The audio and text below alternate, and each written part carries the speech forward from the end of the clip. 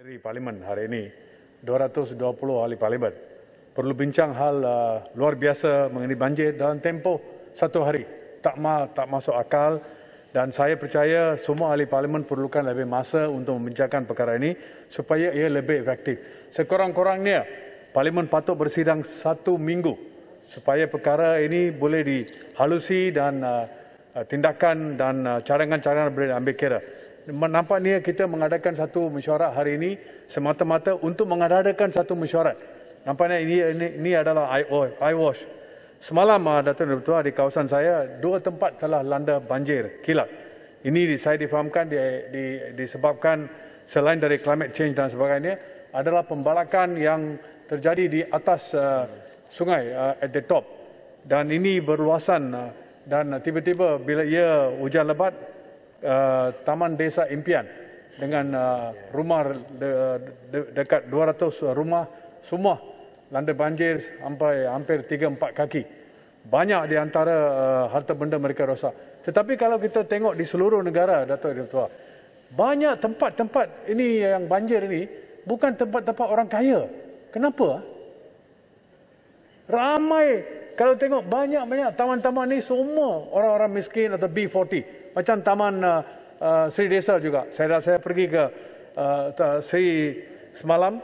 Saya jumpa dengan mereka, Sri Muda.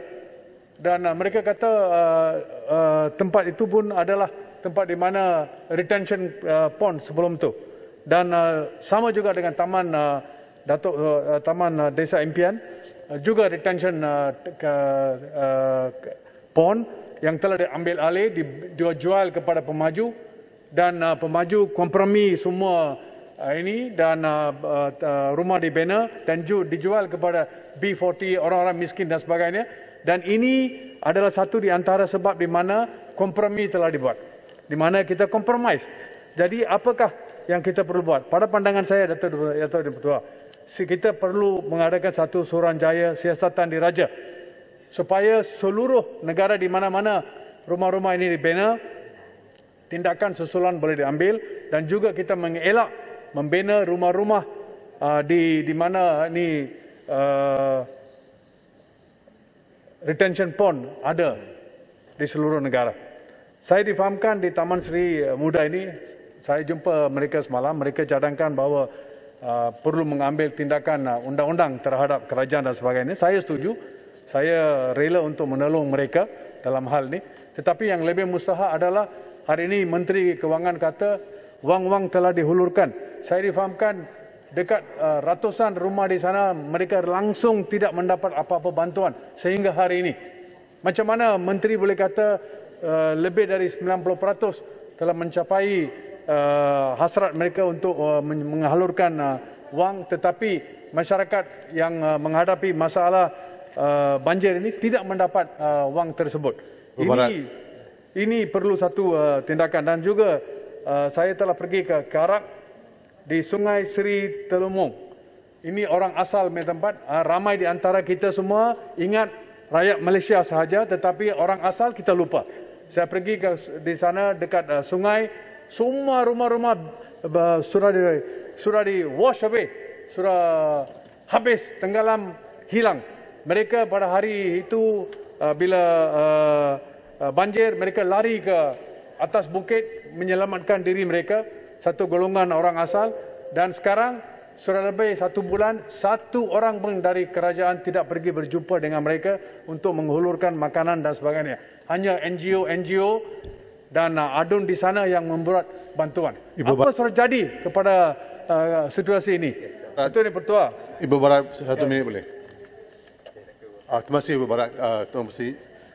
Daripada maklumat yang sedia ada, KASA ataupun Kementerian Alam Sekitar dan Air mengetahui kemungkinan satu gelombang hujan yang besar akan datang ke West Malaysia pada 12 hari bulan Disember 2021. Tetapi amaran early warning system hanya diberikan pada Disember 18, iaitu a delay of 6 hari.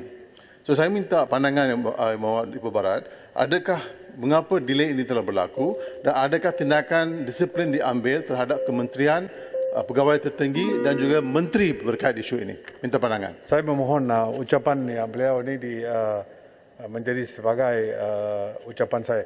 Akhir sekali, Datuk Ketua.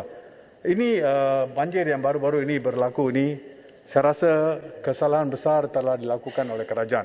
Sekurang-kurangnya patut menteri-menteri yang terlibat, kalau ada kehormatan, tolong meletakkan jawatan. Kalau tidak, saya harap masyarakat di luar ini sangat-sangat marah kepada kerajaan sekarang. Dan saya juga pohon agar kerajaan sekurang-kurangnya meminta maaf kepada rakyat Malaysia kerana kegagalan failed government, di mana kalau tindakan susulan yang baik diambil pada masa yang tetap, sekurang-kurangnya kematian yang dekat 50 orang dapat dikurangkan dan kebinasaan dan harta benda yang rugi disebabkan oleh banjir ini dapat dikurangkan. Datuk Yang Dipertua, saya percaya bahawa kita boleh komplain dan sebagainya, tetapi kita perlu berniat baik dan cari jalan untuk usaha untuk menyelesaikan banjir. Bukan sekarang saja. Saya percaya banjir akan berlaku tak lama lagi di tahun hadapan. Dan apakah cara untuk mengatasi masalah ini selain dari kalau kita menubuhkan satu siasatan diraja untuk mendapat pandangan seluruh rakyat Malaysia untuk mendapat plan-plan yang tertentu untuk menyelesaikan perkara-perkara macam ini. Terima kasih.